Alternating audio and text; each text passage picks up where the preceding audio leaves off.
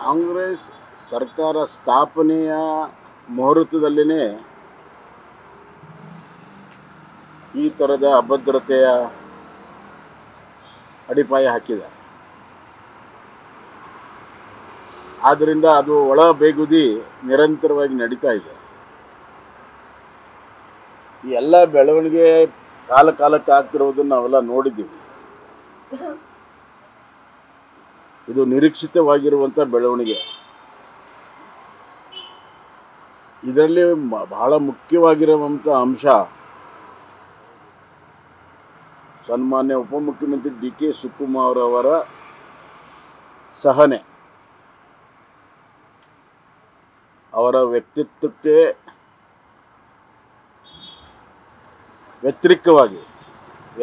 ವ್ಯತಿರಿಕ್ತವಾಗಿ ಅವರ ಸಹನೆಯನ್ನು ಇದರಲ್ಲಿ ತಾಳ್ತಾ ಇದ್ದಾರೆ. ಅದು ಬಹುತೇಕವಾಗಿ ಅವರ ಒಂದು ಮುತ್ಸದ್ದಿತನ ಇರಬಹುದು ಅಥವಾ ಹೈಕಮಾಂಡಿನ ಸೂಚನೆಯು ಕೂಡ ಅದರಲ್ಲಿ ಇರಬಹುದು ಅಂತ ನಾನು ಭಾವಿಸ್ತೇನೆ. ಪ್ರಶ್ನೆ ಇರುವಂಥದ್ದು ಯಾವಾಗ ಈ ಸಹನೆಯ ಕಟ್ಟೆ ಒಡಿತದೆ ಅನ್ನುವಂಥದ್ದು. ಪ್ರಕ್ರಿಯೆ ಪ್ರಾರಂಭ ಆಗಿದೆ.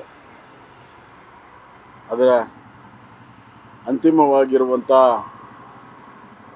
ಒಂದು ಘಟ್ಟ ಯಾವಾಗ ಬರ್ತಿದೆ ಅನ್ನೋದು ಈ ಕಾಲ ನಿರ್ಧಾರ ಮಾಡಿ.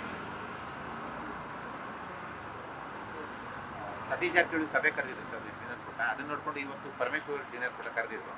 ಹೈಕಮಾಂಡ್ ಅವರು ಮಧ್ಯಪ್ರವೇಶ ಮಾಡಿ ಅದನ್ನು ರದ್ದು ಮಾಡಿದ್ರು ಸರ್. ಅದು ಅವರ ಆಂತರಿಕ ವಿಚಾರ. ನಾನು ಭಾಳ ವಿಶ್ಲೇಷಣೆ ಮಾಡೋಕ್ಕೆ ಹೋಗಲ್ಲ.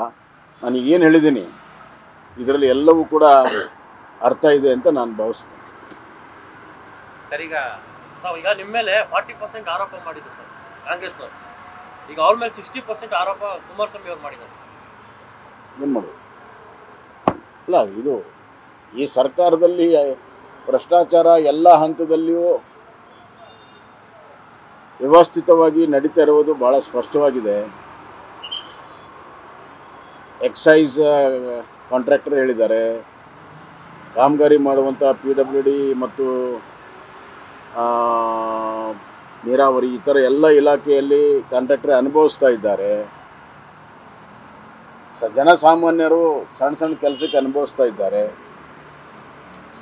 ಮಧ್ಯಮ ವರ್ಗದವರಂತೂ ತೀವ್ರ ರೀತಿಯಲ್ಲಿ ಭ್ರಷ್ಟಾಚಾರ ಅನುಭವಿಸ್ತಾ ಇದ್ದಾರೆ. ಗ್ರಾಮೀಣ ಪ್ರದೇಶ ಆಗಲಿ ಶಹರ ಪ್ರದೇಶದಾಗಲಿ ಒಂದು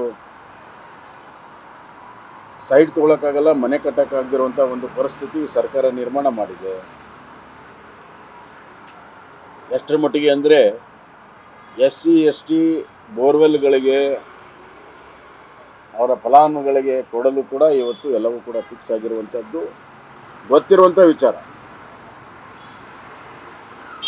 ಹೀಗಾಗಿ ಇವತ್ತು ಭ್ರಷ್ಟಾಚಾರ ಭಾಳ ಮುನ್ನೆಲೆಗೆ ಪದೇ ಬರ್ತಾ ಇದೆ. ಮುಖ್ಯಮಂತ್ರಿಗಳು ಅದನ್ನು ಡಿನೈ ಮಾಡ್ತಿರೋದು ನೋಡಿದರೆ ಎಲ್ಲೋ ಒಂದು ಕಡೆ ಅವ್ರಿಗೆ ನಿಯಂತ್ರಣ ಮಾಡೋಕ್ಕಾಗ್ತಾ ಇಲ್ಲ, ಅಥವಾ ಅದರ ಭಾಗಿಯಾಗಿದ್ದಾರೆ, ಅಥವಾ ಅದನ್ನೇನಾದರೂ ಮುಟ್ಟಿದರೆ ತಮ್ಮ ಸ್ಥಾನಕ್ಕೆ ತೊಂದರೆ ಇದೆ ಅನ್ನುವಂಥ ಒಂದು ಭಾವನೆ ಸಾರ್ವಜನಿಕರಲ್ಲಿ ಮೂಡ್ತದೆ. ಎಷ್ಟು ಪರ್ಸೆಂಟ್ ಇದೆ ಸರ್? ಕುಮಾರಸ್ವಾಮಿ 60% ಅಂತ ಆರೋಪ ಮಾಡಿದ್ದಾರೆ. ಅಲ್ಲ, ನಾನು ಪರ್ಸೆಂಟೇಜ್ಗಳ ಬಗ್ಗೆ ಮಾತಾಡೋದಲ್ಲ. ಯಾಕಂತಂದರೆ ನಿಖರವಾಗಿ ಇಷ್ಟೇ ಪರ್ಸೆಂಟ್ ಒಂದೊಂದು ಇಲಾಖೆಯಲ್ಲಿ ಒಂದೊಂದು ಥರ ಇದೆಯಪ್ಪ, ನಾವು ಯಾಕೆ ಹೆಂಗೆ ಹೇಳೋಣ. ಆದರೆ ಅವ್ರು ಹೇಳೋ ಅರ್ಥ, ಕುಮಾರಸ್ವಾಮಿ ಹೇಳೋ ಅರ್ಥ ಮಿತಿ ಮೀರಿದೆ, ಅತಿ ಹೆಚ್ಚಾಗಿದೆ ಅನ್ನೋಂಥದ್ದು. ಕುಮಾರಸ್ವಾಮಿ ಅವ್ರಿಗೂ ಮತ್ತೆ BJP ಅವ್ರಿಗೆ ಮಾಡೋಕ್ಕೆ ಕೆಲಸ ಇಲ್ಲ. ಅವ್ರ ಮೇಲೆ ಬಂದಿರ್ತಕ್ಕಂಥ ಅವ್ರು ಹೇಳಿದಕ್ಕೆಲ್ಲ ಉತ್ತರ ಕೊಡೋಕ್ಕಾಗಲ್ಲ ರೀ. ನಮ್ಮ ಕೆಲಸ ನಮ್ಗೆ ಗೊತ್ತಿದೆ, ಅವ್ರ ಕೆಲಸ ಅವ್ರು ಮಾಡಲಿ.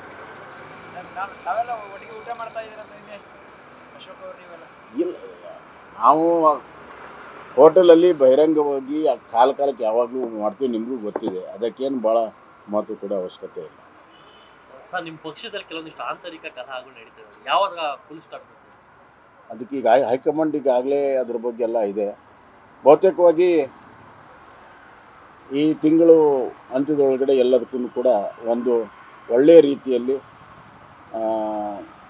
ಒಕ್ಕಟ್ಟಾಗಿ ಪಕ್ಷವನ್ನು ಮುನ್ನಡೆಸುವಂಥ ವಾತಾವರಣ ಹೈಕಮಾಂಡ್ ಕ್ರಿಯೇಟ್ ಮಾಡ್ತದೆ ಅಂತ ವಿಶ್ವಾಸ.